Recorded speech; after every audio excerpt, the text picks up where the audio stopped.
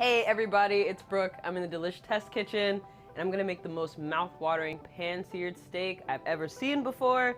If you're one of those people that's a little bit intimidated by that sort of thing, stick around, this one's for you. The key to a perfect pan-seared steak is getting a good cut of meat and keeping it super simple. So I'm gonna show you how to keep it foolproof, and we might even debunk a myth or two along the way. We're talking about pan searing. Ribeye is the perfect cut for pan searing. It's got great marbling, so you'll get tons of beefy flavor from all that fat. This piece is about 1.5 inches thick, which is awesome for pan searing as well, because you won't overcook it. But it's not something you really want to stick in the oven, because it's really not worth your time. Last thing, this piece is boneless. I know people say keeping the bone in adds so much flavor, you should always keep the bone in. To be honest, it's kind of negligible, so just go ahead and get the boneless piece because it cooks faster, and we love that. The best part about this recipe is that it's incredibly simple. You only need 4 things. Obviously, you need the steak, you need some good kosher salt, you need a little bit of canola oil, and you need butter, and that's it. The most important part of cooking the steak is gonna be seasoning it. You wanna use salt, and you wanna use plenty of it on both sides of the steak, and make sure you get the edge too where that extra bit of thickness is. Right before you salt the steak, make sure you grab a paper towel and pat the outside dry just to remove any excess moisture that the salt might stick to.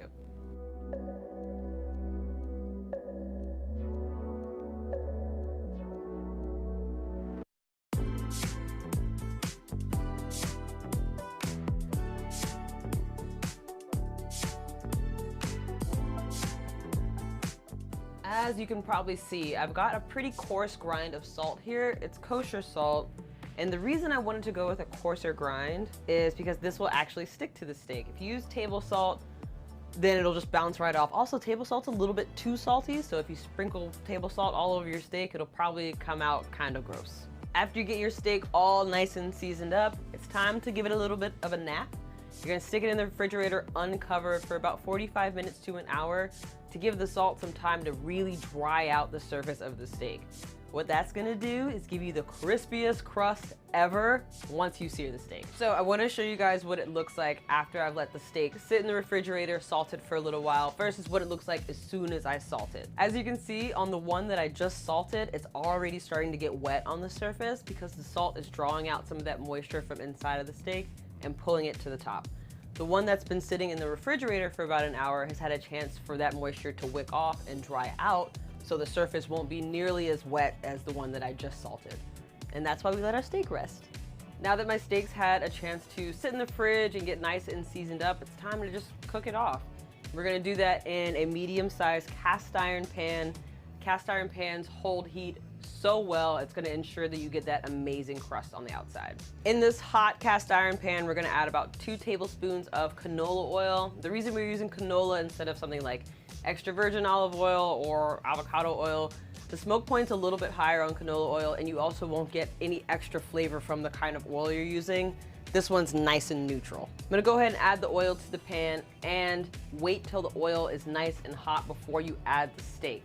The reason we do that is because you want to make sure that initial contact actually sears the outside of the steak instead of steaming it. To make sure your pan is as hot as it needs to be, make sure you see the oil start to ripple a little bit and then see it let off a wisp of smoke or 2. It only needs to cook for about 7 minutes on the first side, then we're gonna flip and cook for another 5 minutes on the second side. After we do the first flip, we're gonna add the butter to the pan. Let that melt and get nice and foamy. Then we're gonna use a spoon to baste the butter over top of the steak until it's done cooking through. This smells so good, y'all. The butter's starting to get nice and nutty. And it's about 2 or 3 minutes from being done, so I'm gonna start checking the temperature to see if it's getting where I need it to be. For medium rare, you want it to be between 125, 130. But for good medium, you want about 135, 140. Y'all, don't be afraid to use a probe thermometer. There's no shame, nobody's looking at you, and you don't want to ruin this piece of meat that you just paid a lot of money for. So break out the thermometer, use it, it's totally fine, I promise.